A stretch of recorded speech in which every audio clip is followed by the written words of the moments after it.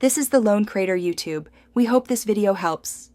In this video, I will compare Figma Draw versus Illustrator. Figma is a powerful tool for user interface and user experience design, emphasizing real-time collaboration.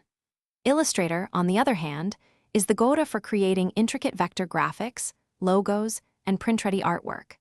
Understanding their distinct strengths will help you choose the best software for your specific creative needs, whether you're designing for screens or for print. Figma shines with its unparalleled collaborative features, letting entire teams work together seamlessly on one project.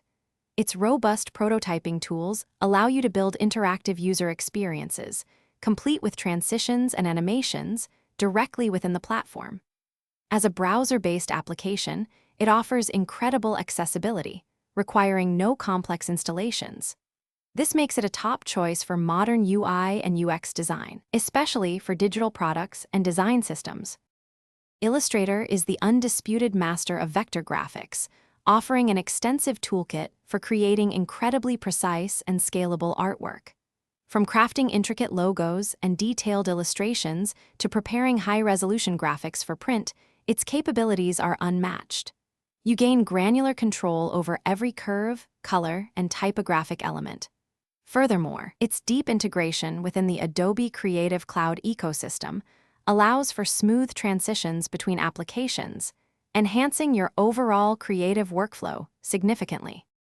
When deciding between Figma and Illustrator, consider your primary project goals.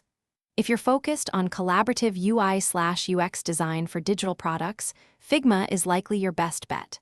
However, for creating stunning, scalable vector art, logos, or print-ready materials, Illustrator remains the superior choice. Many designers find value in using both, perhaps creating assets in Illustrator and then importing them into Figma for interface design and prototyping. Your specific workflow and project needs will ultimately guide your decision. Thanks for watching. Consider subscribing if we helped you.